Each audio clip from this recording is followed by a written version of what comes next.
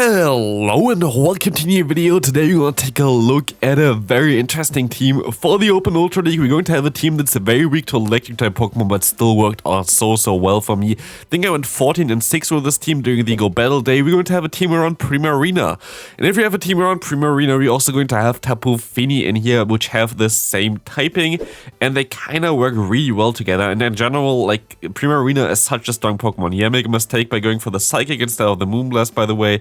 Shouldn't have done that. In hindsight, I guess it gives me more farm here, which is kind of nice, but we're going to see the arrows in the back, and we're going to be able to go ahead and go into our Tapu Fini here, and we should have a great time against this first opponent.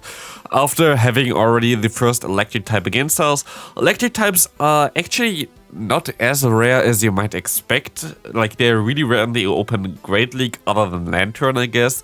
But, like, there are quite a few different ones that you sometimes see, at least for the Open Ultra League, but it wasn't, like, too scary, and, like, I always kind of had at least some kind of answer for that in the charm damage of Primarina, because most of the time they're pretty squishy. We're most likely going to see quite a few electric types still coming up in this video. I don't know, I didn't really check all the battles through, like, if I have, like, electric types in there or not. But yeah, we're going to see here the Cobalion against us. We will be able to go ahead and go for one Blast Spin with our Charizard. We're going to be able to also now swap out because we have a team that's an ABB line. For a lot of people that don't know how ABB line works, I can explain it again. You're going to have to try to keep your lead alive. You have to try to swap out even in neutral matchups, like for example the Cobalion, they have Stone Edge to one-shot me, so I have to shield as well. But you have to swap out, because if you don't swap out, you're going to have some trouble later on. Here, for example, we're going to encounter the Trevenant, which is definitely something that I don't want to encounter with my backline, but we were able to bait it out anyway, so like that's going to be fine for us. In comes now the Jellicent, which is going to be also an awkward Pokemon to deal with for us, but not if we have our Primarina here against it, especially as they go for the Shadow Ball here. We're going to still be able to do some decent damage, and we're going to put them into range for our Charizard later. And this is basically what we're going to try to do here anyway. We're going to get the Moonblast off, and they're going to be forced to throw a charge move here right now. Going to be the Sacred Sword going to knock me out. I should go for the Dragon Claw here. This was a huge mistake by not going for the Dragon Claw. They can go for another Sacred Sword, and also they will be able to go ahead and go for another charge move here, which is going to be another Sacred Sword, but still should win for the Dragon Claw instead of wasting a shield and wasting some health. Still, we can go ahead, go for one Blast Burn. We're going to be able to hit them pretty hard with that one here as well. And what we can do here is we can go for a fancy play, go for one more fast move and go for a Dragon Claw. You might think, why would you do this? You're going to see it here right now. We KO them through the shield, which is kind of funny. So, next opponent, let's take a look at this one. We're going to see a Cresselia in the lead. Pretty fine for us. It's exactly kind of where we want to face this Pokemon, but again, we have to remember that we have an ABB line, so we have to keep our lead kind of healthy. And this is exactly how we're going to play this one here. We're going to go for one Blast Burn. We can go for another Blast Burn, which is not going to knock them out, gonna get them low, but I don't want to get lower on my Charizard, so I'm going to swap out into my Tapu Fini. Going to be able to take this Moonblast while it's now not resisted. We're going to get out the Gustode, which is kind of funny. But with that, we're going to be able to at least bait out a potential answer for our team, which in this case is not an answer. Gustode is not the best answer, at least for Tapu Fini. We still will be able to go for one Moonblast here, and if they go into a Gustode, they most likely have something very weak to us in the back as well, which is going to be very nice for us because we have another Fairy type in the back. But yeah, in general, this team was kind of based around those Water and Fairy type Pokemon. A very good combination in terms of the typing as well. Has a lot of potential bulk resistances, which is really cool, as well as having access to coverage for like most steel types, because they usually part ground type as well. It's actually wild how many steel ground type Pokemon there are. Like we have the Steelix, we have the Galarian Stunfisk, we have the Excadrill. I think there are most likely even more of them. It's kind of wild how this like one of the most common typing together there, but here we're going to see the opponent going into their Giratina. This is not really ideal actually for us. If you didn't know, Giratina against Tapu Fini is not even the best matchup for Tapu Fini, because our fast move is resisted, and as long as I shield up our Moonblast, they're going to be fine here. In comes a Shadow Sneak. Sadly, we will not be able to go for another charge move here, but they're going to go for their own charge move. It's going to be a Dragon Claw, and I'm going to swap out here, as you can see. This will allow me to keep the Surf alive. Yes, you might going to see later on the Surf can still come in clutch, and we will be able to get out the Swampert here from the opponent. This is going to be okay for us. We try to go for the move, but they're going to actually go ahead and go for the Hydrocan anyway, so we can go now for the Psychic. Should have went for the Moonblast instead. I don't know why I go for the Psychic here right now. Doesn't really matter anyway. They're going to shield this move up, and they're going to knock me out here.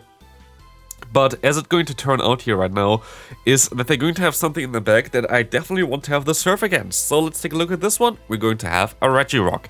And this is actually one of the games where I feel like it really bothers me. You're going to see it anyway. I will be able to actually get off the surf here, which is not really always the case if we have like that low HP that I have here, especially against the one-turn fast move.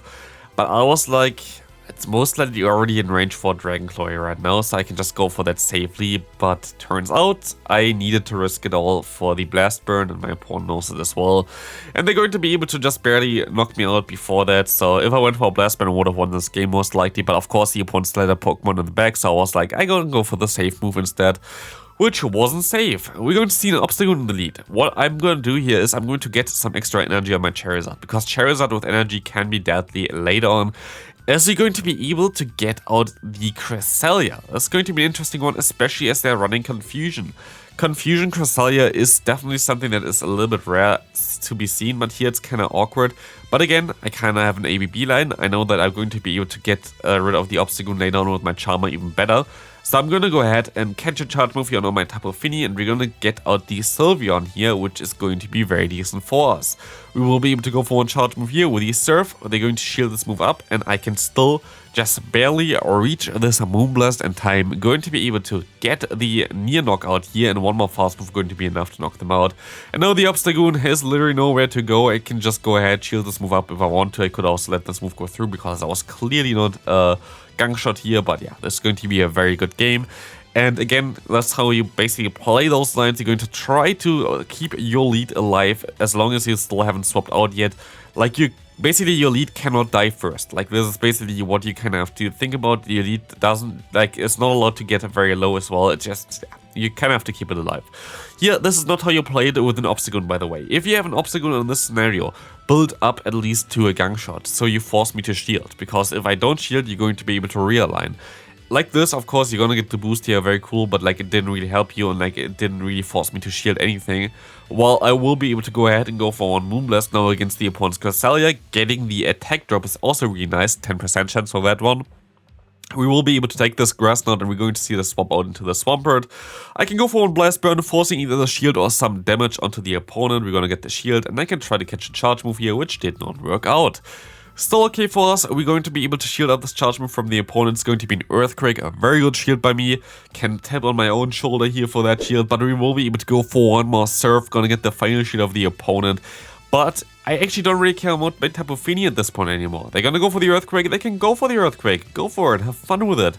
We will be able to let this next move go through as well. They can farm us down here with Cresselia, but I don't really care. I have my Charizard. I still have a shield left. I know that they're going to have already the Grass Knot, so we're going to see also the Moonblast here right now. So they don't have Future Sight, which would do a ton of damage, but not this really. We will be able to go for a Blast Burn here, and we're going to see the opponent's Swampert coming in here. We're going to go for the Blast Burn again, and we can say goodbye to them. So, even though it's resisted, Blast Burn does more damage than a Dragonclaw if you didn't know that one. We're going to see here the Cresselia again in the lead. Again, we're going to do the same stuff as we saw already earlier. We will be able to just let this move go through here. Going to be able to go for 2 Blast Burns against them. You should most likely go for the first Blast Burn before they get to the Moonblast because of the 10% chance of the debuff. But they're still going to be able to survive that one, as they're going to see here right now, and I can swap out, catch the move. This is a different battle than the one before. It's just exactly the same as we did before. As you can see here, it's a different battle. We're going to encounter a Registeel. Registeel can be a little bit tricky, but this is exactly the matchup where you want to have it in, because that's what you want to bait out, right?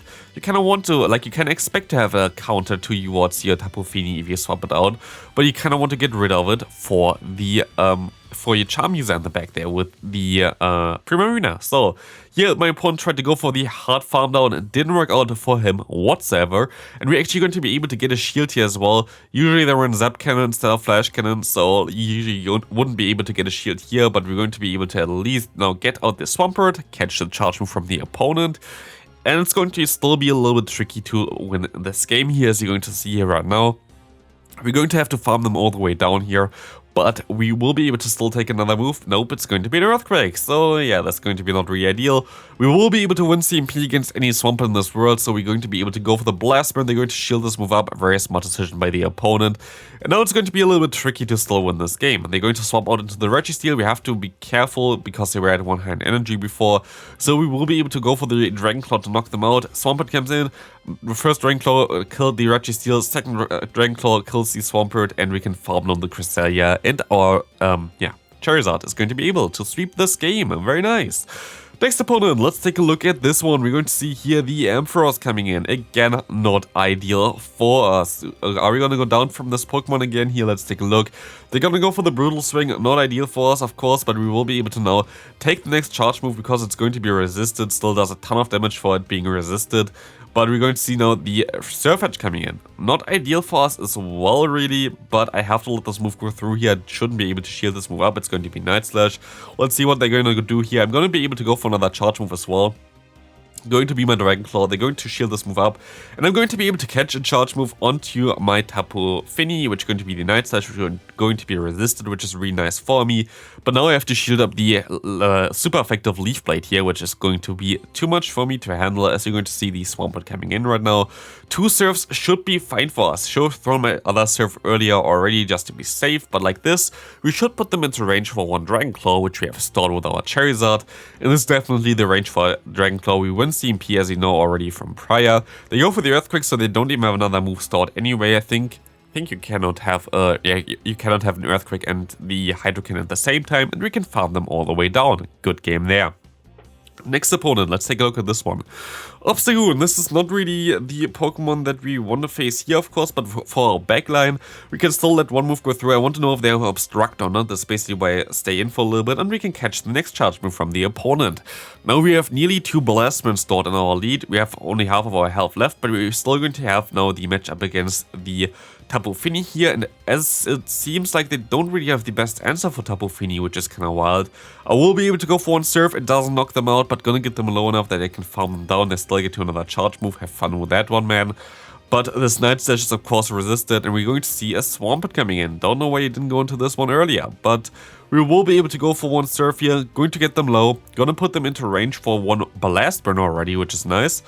And we're going to see the Hydro Cannon coming through. They can farm us all the way down. I should actually go into my Charizard here maybe, but they're going to go blind for 1 Hydro Cannon, allowing me to let this move go through here as well and farm them all the way down. This is only a Hydro Cannon again, so I don't even have to shield this one. And now we have Obstagoon basically gone already, Swampert gone already. You have a ton of energy. Let's see what they're going to have in the bag here. It's going to be a Talonflame. The opponent going to catch a charge move here, which is not ideal for me whatsoever, but it's going to be enough to knock out the opponent, of course. I'm just going to go for the spam. You see here the opponent getting an extra fast move through. This is not how it's supposed to be. It seems like I lacked 1 turn there, which is not how the game is supposed to be. You should be able always to get 2 fast moves in here with Wing Attack, and then still get to a charge move here before the opponent gets another Incinerate through.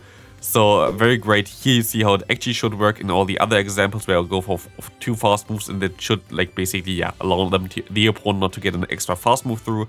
But it doesn't really matter anyway, because we're going to be able to reach the Psychic in time, and our Primarina will be able to finish up this game here for us. Good game there.